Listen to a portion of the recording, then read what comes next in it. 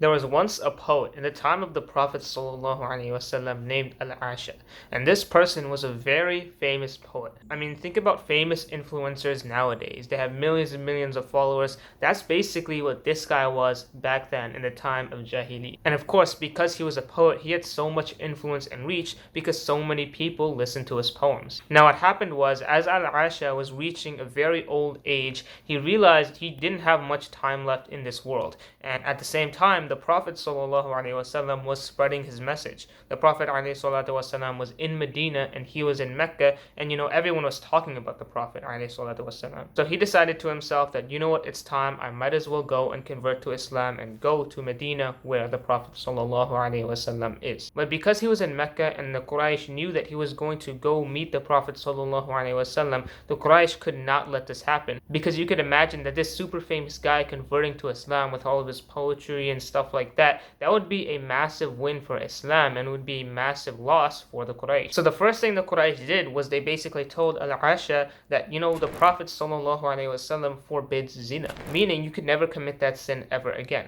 But in response, Al-Asha basically said, well, I'm an old man, like, I don't even care about that anymore. So then the Quraysh said, okay, well, did you also know that the Prophet ﷺ forbids alcohol? And this was a big thing because Al-Asha, a lot of his poems, in fact, most of his poems were about wine, alcohol, and like intoxicants and things like that. He was a very big drinker. So when Al-Asha heard this, he realized, I really want to drink alcohol, so how am I going to convert to Islam?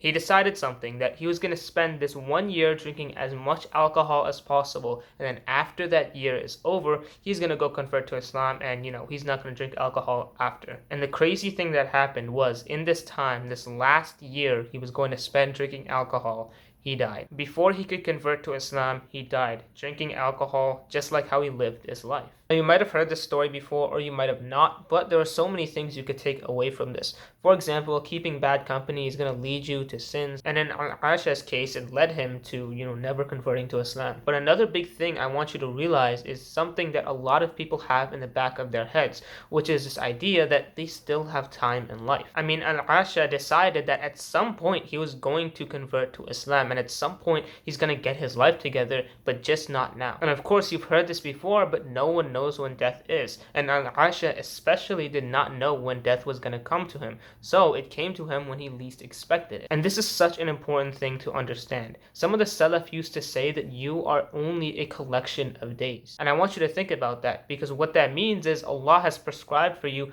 an amount of days or an amount of time that you're going to live, whether that be 60 years or whether that be, only like 20 years. At the end of the day, you are literally nothing more than just that amount of time that Allah has prescribed for you. Once that time is up, there's literally nothing you're going to take with you to the grave. No wealth or relationships or anything like that. Only your deeds and your time and what you did with that time. So how many times have you thought this or maybe heard this from another Muslim where they say, I'll just leave this sin off later, or I'll change my life later? And especially nowadays, everybody wants to talk about locking in, that they need to lock in or this or that. The truth is, you don't have time to lock in. The truth is, you really can't say, I'm going to lock in at this time, because no other time is promised. First and foremost, I'm saying this as a reminder to myself, because of course, you could probably see I haven't been super consistent, and of course there's reasons, and I'm not going to make any excuses, but I need to understand this myself as well, because I honestly have this thought a lot that I could just do something tomorrow. I could do something good tomorrow, or I could start, posting videos another day,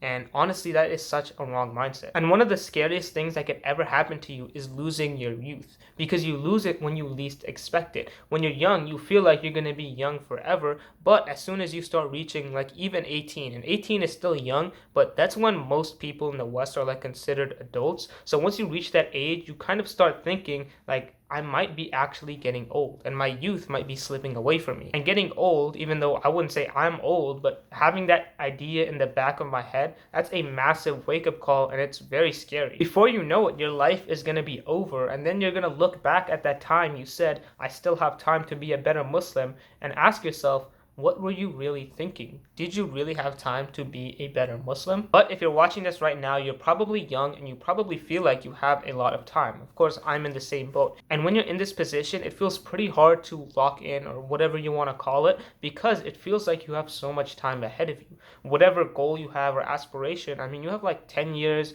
In 10 years, you might be 30 years old, which is still young. So really, what's the point of starting it now? You have so much time. You might as well just scroll or do whatever useless thing you were going to do anyway. One thing that's really going to help you is using your imagination. See, successful people have this ability to really use their imagination, and I want you to think of this in the terms of taqwa. We know that taqwa is having consciousness of Allah. Even though we can't see Allah or we can't hear Allah or use any of our senses to sense Allah, we still have a consciousness of Allah. That's what taqwa is. And so what's really going to help you is having that consciousness of Allah even though Allah is not there. Having that understanding that death is going to come and your time is limited, even though it doesn't feel that way. You need to be able to, in a way, use your imagination to understand that your time is limited and the things you have in life are also limited. I mean, just imagine that you were going to die in 1 year.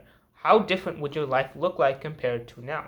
You'd probably work a lot harder, you'd probably focus on the right things, you'd probably break a lot of bad habits. And the reason why you don't do that is because you don't think that you're going to die in the next year.